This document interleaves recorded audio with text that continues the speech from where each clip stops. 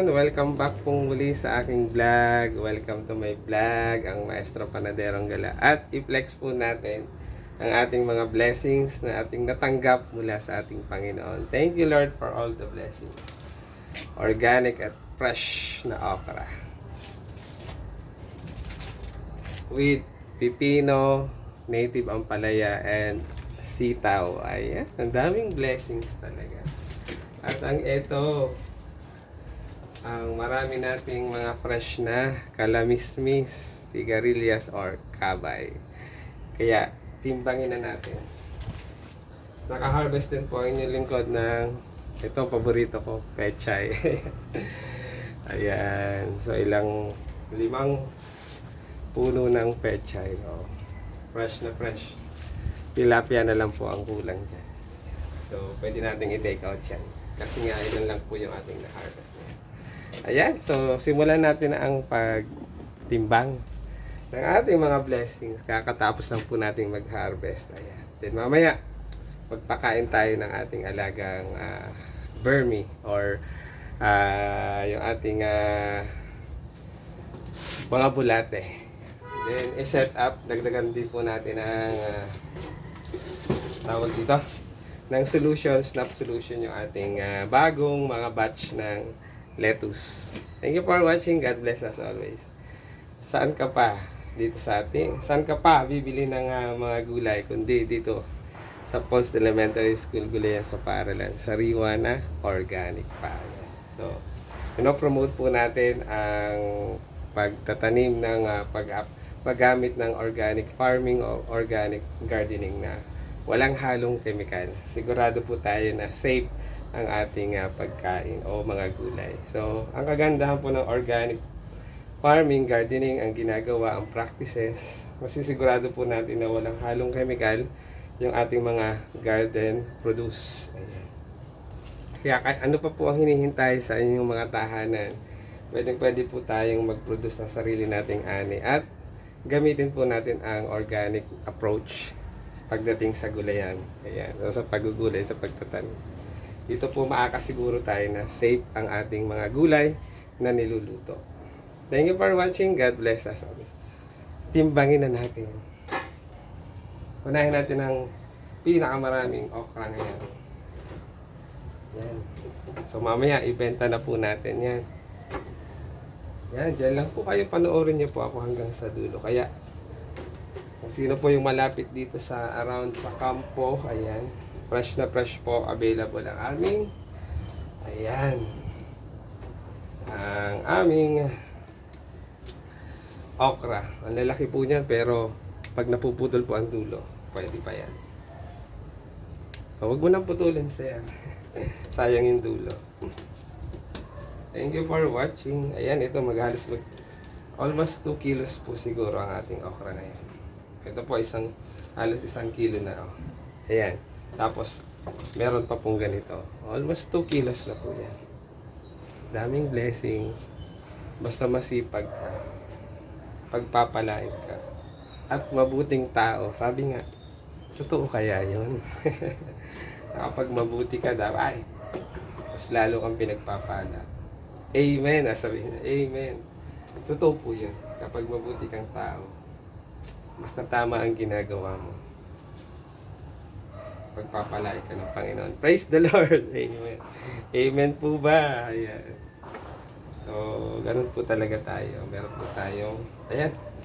Pagkilo muna tayo ng 1 and 1 half, sorry, 1 and 1 half kilo po muna. Yung magkakasya dito sa ating tara o kiluhan. Ayan. Flexing our blessings. Ayan. Tuloy-tuloy po ito. Susunod po nito, yung aming okra ay medyo malalaki na, nagkakaedad na. Papalitan po natin ng siling panigang. Tapos, susunod naman pong i-harvest natin ngayon, ay namumunga na rin po ang aming mga eggplant. Ayan. So, diba? Tuloy-tuloy lang. Tapos yung ating mga pipino, dahil mababa na ang produce na ngayon, at medyo may edad na rin, papalitan na po natin ng upong bilog. Yan. Continuous po yung ating pagtatanim. Then, meron din po akong punlang mga kalabasa, papalitan din po natin doon sa mga nakabalag doon. Diba? Tuloy-tuloy po. Yun po ang kagandahan ng sustain po yung ating gulay sa paaralan. Ayan. At syempre, maraming salamat sa ating mga partners. Stakeholders like NUPA program, sila po yung nagbibigay ng Calabar Zone. Ayan. Sila po yung nagbibigay ng mga intervention. 1 and 1 half lang po muna ako. Kikiluhin. Sila po yung nagbibigay ng intervention pagdating sa mga need or mga pangangailangan namin sa gulay sa paaralan. So napakapalad po ng aming paaralan sapagkat kami po ay napili na isa sa mga beneficiary ng NUPA program. Maraming salamat po. Ituloy po natin ang ating napakagandang programa. Sa ating din pong mga partner mula sa DA Calamba, ayan, kay Ma'am Julie, kay Ma'am Garrett, kay Ma'am Lani, kay Ma'am Grace, ayan, sa kanila pong head, kay Ma'am Ruby, maraming salamat po. May natutunan na naman po ang inyong lingkod sa mga trainings na ina-attendan natin. Ito naman po ay ibabahagi ko sa pamamagitan ng tutorial na ginagawa ko sa aming gulay sa paaralan. Kaya panoorin niyo po ang aking mga reels and videos. Ayan. Marami po kayong mapupulot na aral at mga impormasyon na pwede nating i-apply sa ating mga ginagawa sa ating gulayan. Lalo tigit yung may mga gulay sa paaralan, yung mga coordinators natin, yung mga focal person sa gulay sa paaralan. Panoorin niyo po ang inyong lingkod. Malaki po ang maitutulong ng mga impormasyon at tutorials na makikita at mapapanood nyo sa aking reels. Thank you for watching and God bless us always. So ito po 1 and 1 half na po yung ating okra. Meron pa po. Kaya I think 2 kilos po ito. So hahati-hatiin po natin yung tigmo 1 half kilo kasi pag 1 kilo ang dami naman. Ayan. Kaya po ano pa ang hinihintay? Sugod na dito sa huwag mag-atubili at pumunta na po. Bumisita sa aming gulayan sa paaralan ng Post Elementary School Gulayan sa paaralan located at Camp Vicente Lim, Mayapa, Calamba City. At syempre maraming salamat sa Panginoon sapagkat sa Kanya po nanggagaling ang mga blessings na ito. Karunungan na ipinagkaloob sa inyong lingkod at kasipagan, kagandahan ng katawan, kalusugan, medyo tinatamaan lang po talaga tayo ngayon ng sakit. Pero wag naman po yung medyo malala kasi pag malala, mahirap na po yun. Kaya ito, nilalabanan po natin or nag-iingat po tayo. Nag-iingat naman, pero talagang hindi po maiwasan na sa dami ng trabaho, may mga paperworks pa rin po tayo. May mga, marami. Kaya salamat sa Panginoon sapagkat ito pa rin. Tuloy lang po ang laban. Thank you for watching and God bless us always. Shout out sa aking buong pamilya. Alam niyo na po yan. Sa aking mga magulang, ayan, ama, nanay, ito, nagbububulan na naman tayo. Joke lang. At yung mga kababayan dyan, Marinduqueños, mga Moriones, shout out po sa inyo, mga taga-Biga, kabarangay. Salamat sa panonood at sa pagtangkilik, pagdalaan ng oras sa panonood ng aking reels. Ayan, ito po ang inyong kababayan, magsasaka na, o gurong magsasaka. Ayan. Dating sikat na artista, joke lang.